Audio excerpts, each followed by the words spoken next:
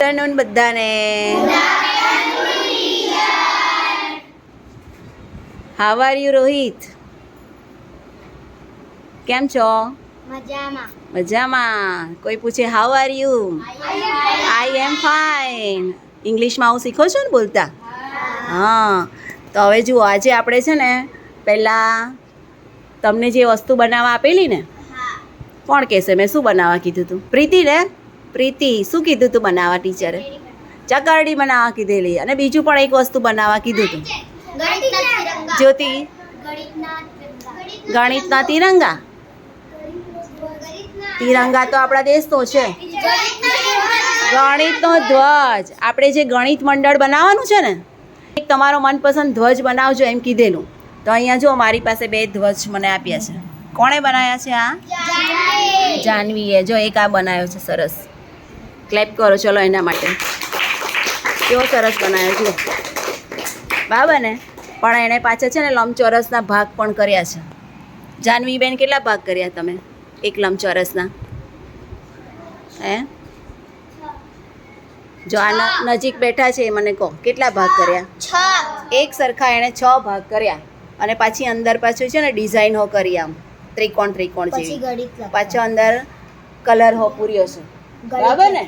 તો જો એણે એક લંબચોરસના એક સરખા 6 ભાગ કર્યા હોય તો એ દરેક ભાગ એ લંબચોરસનો 6થો ભાગ કહેવાય કે નહીં? કહેવાય. અને 6થા ભાગને અપૂર્ણાંકમાં કેમ બોલાય? એક છઠ્ઠાંશ. એક છઠ્ઠાંશ બોલાય ને. હવે અંકુશ મને એક છઠ્ઠાંશ લખીને બતાવશે. લો, આમાં એક છઠ્ઠાંશ લખો જોઈએ. ત્યાં બેસીને લખો, જગ્યા પર જતા રહો. હા, મોટા અક્ષર કાઢજો સ્લેટમાં એટલે બધાને દેખાય. એક છઠ્ઠાંશ લખો અપૂર્ણાંક. હા, અંકોમાં. હા, કે ઉપર કેટલા આવે અંશમાં, નીચે છેદમાં કેટલા આવે. પાછો અપૂર્ણાંક લખતા તો આવડવું જોઈએ ને, કારણ કે પરીક્ષામાં તો આપણે લખીને બતાવવાનું છે. બરાબર છે ને? લખાઈ ગયું? બતાવો જે ત્યાં ઊભા. આમ સ્લેટ ઓપન કરી દો. હા, બેઠા બેઠા જ બતાવી દો. જો બધાને દેખાય છે? એણે સાચું લખ્યું? હા, તો ક્લેપ કરો. ચાલો, બહુ સરસ, વેરી ગુડ. હા, આવડી ગયું. એક છઠ્ઠાંશ એટલે 6થો ભાગ. તો એણે દરેક 6થા ભાગમાં છે ને કલર કર્યો છે. બરાબર છે?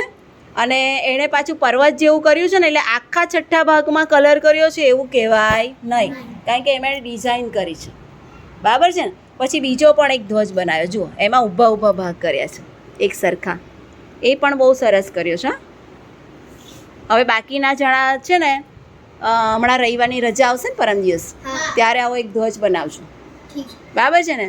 તમે લંબચોરસ કરીને તમારા મનપસંદ ભાગ કરજો અને પછી કલર કરજો. બરાબર છે? હવે બીજું એક કીધું હતું ચકરડી બનાવવા. તો અહીંયા મારી પાસે જુઓ ચકરડી હો આવી છે. બરાબર ને? એક ચકરડીના કેટલા ભાગ કરવાના હતા? 8. 8 કરવાના હતા ને? તો એ 8 ભાગ કરીએ તો એ દરેક ભાગને કેવો ભાગ કહેવાય? 8મો ભાગ. આર્યન માટે ક્લેપ કરો. Very good. દરેક ભાગને 8મો ભાગ કહેવાય. અને એને અપૂર્ણાંકમાં શું કહેવાયશું? એક અષ્ટમાંશ. હવે આકાશ માટે ક્લેપ કરો. હવે અંકુશની બાજુમાં બેઠા છે હિનાબેન, લખશે એક અષ્ટમાંશ. એમને આપી દો. લો, આ ચોક લઈ લો. ઓકે, ચોક છે તમારી પાસે. ચલો, હવે લખો. તમે બાજુમાં લખી દો એક અષ્ટમાંશ. હા, પાછળ લખી દો. ચાલો, કે એક અષ્ટમાંશ કેવી રીતે લખાય? ના, એને જાતે લખો તો એને. હવે એક અષ્ટમાંશ તો બહુ લખવું આસાન છે. ખબર પડી જાય કે ઉપર અંશમાં કેટલા આવે. વાહ, વેરી ગુડ હિનાબેન, બહુ સરસ. આને કહેવાય એક અષ્ટમાંશ. બરાબર છે ને? એટલે કે 8માંથી 1 ભાગ લઈએ. જો 2 અષ્ટમાંશ હોય તો 8માંથી કેટલા ભાગ લેવા પડે? 2 ભાગ લેવા પડે. તો એને 2 અષ્ટમાંશ કહેવાય. તો હવે કોઈ એમ કહેશે કે એક વસ્તુના આપણે 8 ભાગ કર્યા હોય અને એમાંથી અડધો ભાગ લઈ લઈએ, 1/3 ભાગ લઈ લઈએ, તો કેટલા ભાગ આવે? ચોથો ભાગ. 4 ભાગ. આ કોની છે? અર્ચનાબેન. આવી જાઓ અર્ચનાબેન, તમારે હવે ફેરવીને બતાવવાની. મૂકો અહીંયા. ચલો, ફેરવો જોઈએ. અર્ચનાની ચકરડી ફરે છે કે નહીં? હા, બહુ સરસ ફરી. પ્રીતિબેન, તમારી ચકરડી ફેરવો. હા, હા બહુ સરસ. ચલો જઈ ફરી એકવાર ટ્રાય કરો. હા કઈ નહીં, નીચે ફેરવો. હા એ કેવું સરસ દેખાય છે.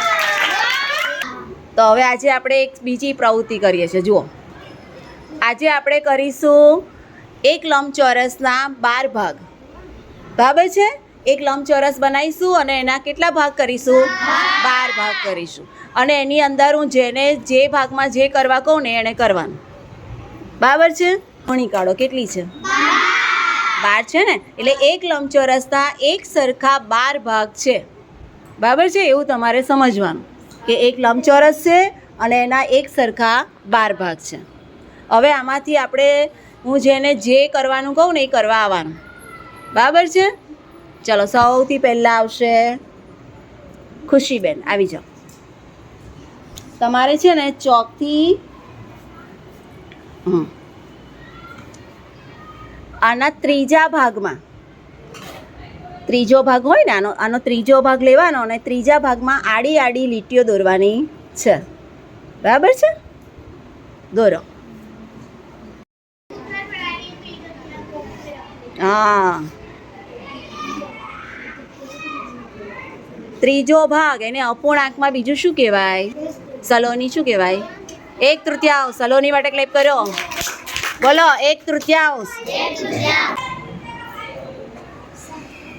થઈ ગઈ આડી લીટી. ચલો હવે આવશે દિવ્યા. આવી જાઓ દિવ્યાબેન.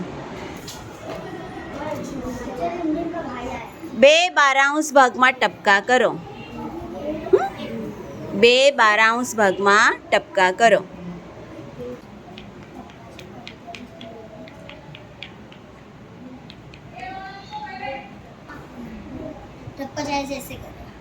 થઈ ગયા? હવે કરવા છે? થઈ ગયા? આ એકદમ સાચું છે. ક્લેપ કરો. Very good. આને કહેવાય 2/12. બરાબર છે? સમજ પડી? આને કેમ 2/12? એટલે 12 ભાગ કર્યા એટલે બારે એક એક ભાગ આવી જાય 12 અને એમાંથી 2 ભાગ લઈ લેવાના. આને કહેવાય 2/12. બહુ સરસ. Very good. બેસી જાઓ. ચલો હવે આવશે અંશુ. લો બેસી જાઓ. ચાલો 1/6 એટલે આના છઠ્ઠા ભાગમાં ગોળ ગોળ પાડો. હવે તમે વિચારો કે આનો છઠ્ઠો ભાગ કેટલો થાય? આ 12 ભાગ છે ને એના 6 ભાગ કરી નાખ. 6 ભાગ કરીએ તો કેટલા કેટલા આવે? 3 આવે? 2 આવે ને? હવે ટીચર બોલે છે કે 1/6 એટલે તારે એક ભાગ લેવાનો. બરાબર છે ને? હવે ગોળ ગોળ પાડો. ચલો હવે થઈ ગયું. છઠ્ઠા ભાગમાં ગોળ થઈ ગયા. ચલો બેસી જાઓ. ચલો હવે કોણ આવશે? મિતેશ આવી જાય. मिथेश के लिए क्लैप करो एक बार. मिथेश भाई લઈ લો. ચાલો તમારે ચોથા ભાગમાં ચોકડી કરવાની છે. આ લંબચોરસના 12 ભાગ છે એમાંથી તમારે ચોથો ભાગ, ચોથા ભાગને અપૂર્ણાંકમાં શું કહેવાય? 1/4. એટલે 1/4 ભાગમાં ચોકડી કરો. જો તમે આના એક સરખા 4 ભાગ કરો ને 12ના તો કેટલા કેટલા થાય? 3. એટલે તમારે કોઈ પણ 3 છે ને એમાં ચોકડી કરવાની. કરો ચોકડી ચોકડી પાડી દો उस भाग में. मिथेश भाई हो गया? मिथेश से बराबर चौकड़ी करी? चलो क्लैप करो मिथेश માટે. Very good. ચલો હવે એક સવાલ બધા માટે છે. જેને આવડે તે ઊભા થજો. બરાબર છે? ચાલો આ એક લંબચોરસના એક સરખા 12 ભાગ છે. બરાબર છે? એમાં 1/3 ભાગમાં આપણે આડી આડી લીટી કરી, 2/12માં ટપકા કર્યા. મિથેશે ચોથા ભાગમાં ચોકડી કરી અને ગોળ ગોળ હતા 1/6 ભાગમાં. બરાબર છે ને? હવે તમારે મને વિચારીને કહેવાનું છે કે આમાં કેટલો ભાગ ખાલી છે. જેને આવડે તે ઊભા થઈ જાઓ. કેટલો ભાગ ખાલી છે? ખાલી ઊભા થઈ જાઓ. થઈ ગયા ઊભા? ચાલો હવે હું જવાબ બોલું છું. જો તમને લાગે કે આ સાચો છે સાચો છે તો તમારે તાળી પાડવાની, અને ખોટો હોય તો તાળી પાડવાની નહીં. બોલું જવાબ? તમને લાગે ને કે આ સાચો છે, ટીચર બોલ્યા એ સાચું બોલ્યા, તો જ તમારે તાળી પાડવાની. બરાબર છે ને? ચાલો સાંભળજો જવાબ. 1/12 ભાગ ખાલી છે. વેરી ગુડ, એકદમ બરાબર. આનો જવાબ આવે 1/12. 1/12 ભાગ ખાલી છે. ચાલો તો આવો એક પ્રશ્ન આપણે ગણિતની નોટમાં લખી. આવડશે? હવે તમારી ગણિતની નોટ ખોલો. દરેકે સામેનો પ્રશ્નની સૂચના વાંચી? હવે જુઓ, આપણે હમણાં શીખ્યા ને એવો જ આ પ્રશ્ન છે. બરાબર છે? એમાં પણ જુઓ ભાગ કર્યા છે, અને નીચે તમારે જે પ્રમાણે કરવા કીધું છે ને એ પ્રમાણે તમારે કરવાનું છે.